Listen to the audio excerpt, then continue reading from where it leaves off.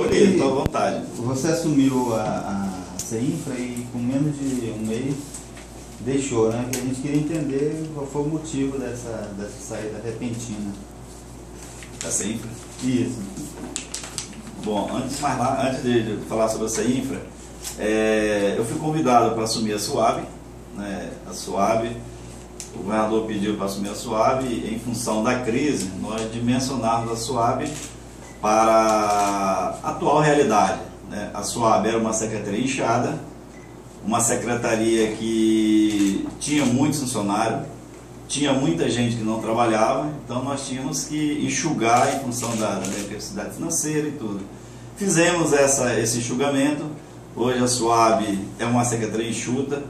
Por quê? Porque a SUAB tinha muita gente que não trabalhava. Tinha pessoas que estavam há 33 anos sem trabalhar, né? Pessoas que já estão se aposentando e nunca trabalharam, recebiam sem trabalhar. Então a SUAB hoje é uma secretaria enxuta.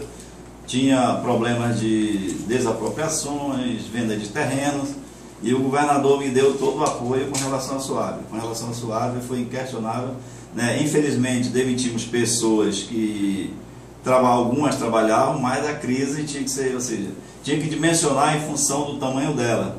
A SUAB hoje só tem uma obra, que é a entrega de 2.000 apartamentos, está sendo feito pela RD Engenharia, lá na Nova Cidade, salvo engano. E então o que tem na SUAB hoje é muito pouco de trabalho, né? Então não justificaria aquela quantidade de funcionários, né? Quantos foram demitidos? Mais de 200, né? Então a gente tinha pessoas que recebiam 14 mil e que não trabalhavam, e eu cortei o ponto, né? Então a SUAB, com relação à SUAB, eu não posso reclamar nada do governador, ele deu todo o apoio, tá certo? E foi feito o serviço. Então logo após assumir a SUAB, o governador me convidou para assumir a CEINFRA. Eu já imaginava mais ou menos como estava a CEINFRA, né, em função de ter lido nos jornais, alguns eventos, e como eu conheço 61 municípios desse estado, né, graças inclusive ao governador, que eu viajei muito com ele, e ao ex-governador amazonino, nós conhecemos 61 municípios, a metade andando a pé, né, e ao assumir a CEINFRA, eu resolvi... peguei os dados e resolvi fazer uma viagem junto com o Banco do Brasil. O Banco do Brasil precisava fiscalizar alguns municípios, e aí fiscalizamos alguns municípios. E nessa fiscalização eu encontrei uma série de irregularidades graves que não podiam ficar paradas, né? Essas irregularidades foram passadas ao governador, e o governador, infelizmente, da mesma forma que ele me apoiou na SUAB, ele não apoiou na CEINFRA, né? Por interesses alheios à minha vontade, né? Eu conversei com ele e decidi que eu tinha que fazer uma escolha. Ou eu continuaria na CEINFRA, né, como secretário, ganhando 15 mil reais, mas que teria que fazer vista grossa para algumas coisas que eu tinha detectado, né? Algumas coisas gravíssimas, considerando que na SUAB eu demiti pessoas, né, que algumas realmente trabalhavam, pessoas com salários menores, e eu estava vendo ser desperdiçado dinheiro público na CEINFRA, de que obras que não estavam feitas. Quais foram essas irregularidades? Você poderia listar algumas? Tem várias irregularidades, eu já estou com o relatório pronto, né, vou passar para os órgãos de fiscalização, né? Isso não é muito difícil encontrar essas obras, só é entrar no Sicope. O Sicope, qualquer pessoa pode entrar no sistema. Então você não precisa ser engenheiro para avaliar uma obra pelo valor que está recebido, pelo que está executado. Não precisa ser engenheiro, né? Se você pegar, por exemplo, aqui, tem um exemplo aqui, a Ponte do Peira em Coari, né? Infelizmente, de novo, Coari vai estar nas páginas, a Ponte do Peira, que foi pago no valor do contrato de 11 milhões, vou deixar uma cópia para vocês, já foi pago 9 milhões. 9 milhões de reais está pago e não está feito nem 1,5 milhão. Tá certo? Inclusive as fotos estão no Sicope, qualquer pessoa pode entrar no Sicope, né? Essa é uma delas, né? De uma série de irregularidades, obras que mal feitas, né? Não existe obra perfeita. Toda obra tem um ajuste, tem um período de você concluir uma obra, sempre tem um período de ajuste, vai aparecendo defeito, você vai corrigindo. Porque quem disser que existe obra perfeita, está mentindo, não existe obra perfeita. O que existe são obras, ou seja, A obra, ela se compõe de dois componentes, projetos e execução, né? O primeiro defeito de uma obra é na concepção do projeto, né? A CEINFRA, além das obras, contratou duas empresas que praticamente faz 80% dos projetos da CEINFRA, né? Projetos esses que são montados, não são projetos que foi feito levantamento de dado antes, né? Sondagem, seja topografia. Então, há 50% das obras do Estado, hoje, foi feito pelas duas empresas, precisam ser revistos, porque o projeto é errado, os orçamentos também são errados. Uma é a LAG Engenharia? Uma é a LAG Engenharia e a outra é a Egos, que ela só no Estado, ela tem contratado 175 milhões de reais e já foram pagos quase 100 milhões de reais. Essa Egos, ela foi contratada também para fazer fiscalização de obras, não tem? Fiscalização de obras. Esse 175 está incluído esse contrato de fiscalização. Esse contrato de fiscalização foi rescindido pela ex-secretária Valdívia Alencar, né, porque realmente aqui não tem necessidade. Quando eu assumi a CEINFRA, a primeira atitude que eu tomei foi abrir o laboratório, porque os engenheiros, a quantidade de engenheiros que tem na CEINFRA, ela não precisa contratar ninguém para fiscalizar a obra, porque o Estado ele não tem dinheiro suficiente para tocar obra nos 61 municípios, ou seja, tem município que não tem obra, né? Quando estamos no inverno, não tem obra, então o engenheiro fica ocioso, então não tem por que pagar 5,5 milhões de fatura todo mês para aquela empresa, né? Foi pago, foi irregular, e eu acho que as pessoas têm que ser responsabilizadas. Qual é o nome das empresas? Egos e de projetos é LAG e Egos, são as que mais tem projeto. É LAG. Quem são os LAG Engenharia. Eu não conheço os donos. O ALAG é um arquiteto, é o nome dele mesmo. A LAG Engenharia é um arquiteto. O LAG é um arquiteto. A LAG, os projetos dela são. A LAG, a maioria dos projetos delas são na capital. Quanto ela recebeu, o senhor falou? Não, a Egos recebeu quase 100 milhões entre projetos e contrato de fiscalização. Inclusive, esse contrato de fiscalização já foi, o TCE já notificou a ex-secretária, né, para ela justificar, porque não tem sentido eu pagar a fiscalização no município que está alagado, né? Todo mundo sabe que o Amazonas passou por uma grande enchente e que boa parte, 46 municípios, estava sob estado de emergência. Como é que o município está em estado de emergência e está recebendo fiscalização, se toda a água está no telhado?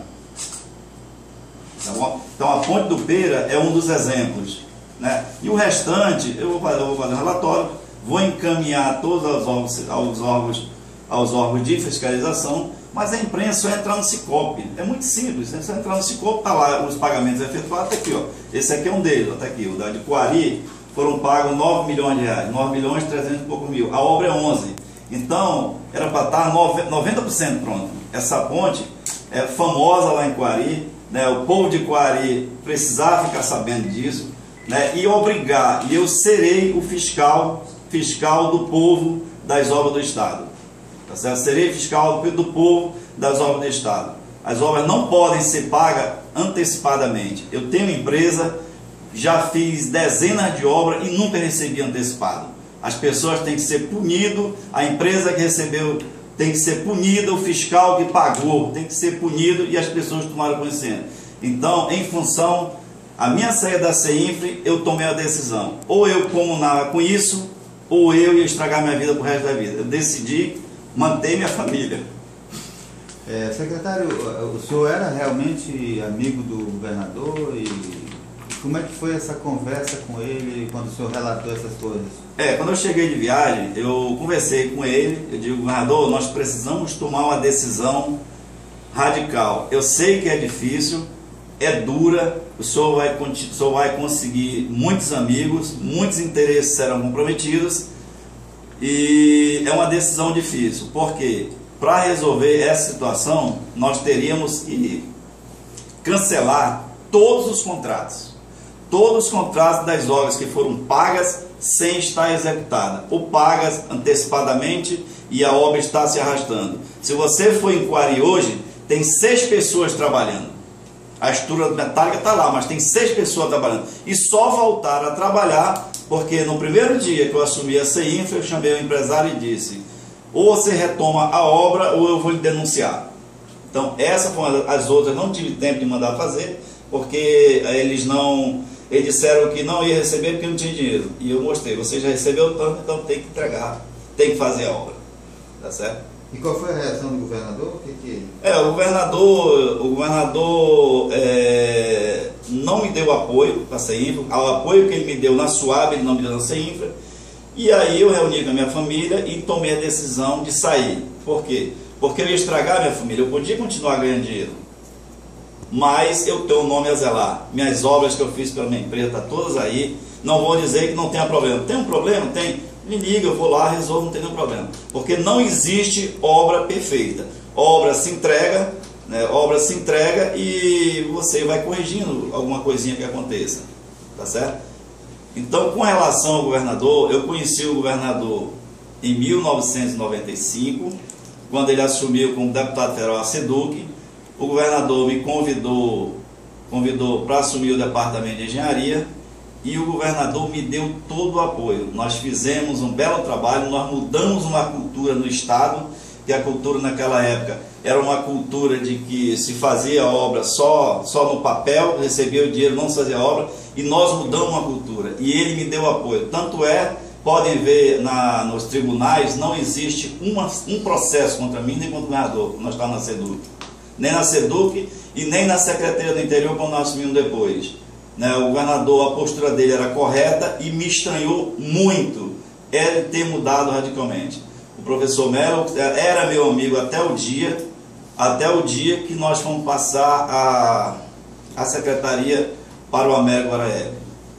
Naquele dia nós deixamos de ser amigos porque ele me humilhou.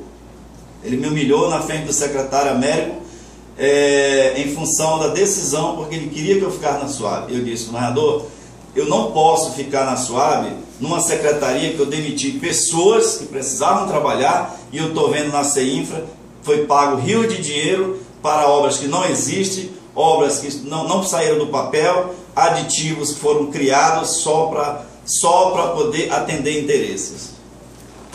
De quem são esses interesses? O senhor, então, estava sendo substituído quando teve a discussão com o governador? Não, eu tinha acertado com o governador antes que eu iria sair porque não ia concordar com aquelas situações.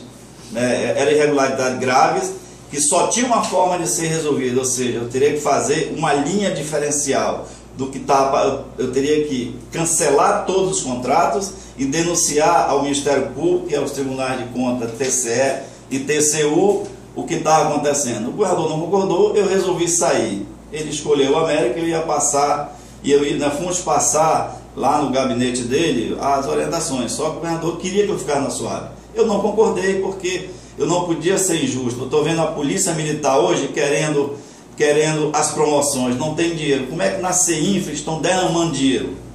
Estão sendo pagos o serviço sem estar feito. Gilberto, com relação ao monotrilho, o que foi feito no monotrilho? Por que foi pago mais? O monotrilho é uma das obras também que... Alguém conhece alguma obra do monotrilho feita em Manaus? Não. Foram pagos 26 milhões. Daqui. 26 milhões foram pagos no monotrilho. Para quem? A empresa CR... É a empresa CR Almeida. Né? CR Almeida. E o que é interessante, a gente que é engenheiro, essa empresa ela ganhou para construir o monotrilho e elaboração do projeto executivo. Ora, como é que eu vou orçar uma obra sem antes ter o projeto executivo? Primeiro se contrata o projeto básico que compõe o projeto executivo. Depois faz-se a obra. Por quê? É com os dados do projeto executivo que se elabora um orçamento. Exatamente para evitar os aditivos, esses aditivos precisam acabar. Aditivos é falta de planejamento. Inclusive, uma das obras que o governador inaugurou a semana passada, uma das obras, 3 ramais, foi o ramal do Cobra 1, Cobra 2 e o Jatuarana, se eu não me engano, salvo engano. Uma das obras A empresa ficou revoltada porque eu não liberei o pagamento. Não liberei mesmo. Não foram só essa, foram mais de 50 pagamentos que eu não liberei porque o serviço estava mal feito.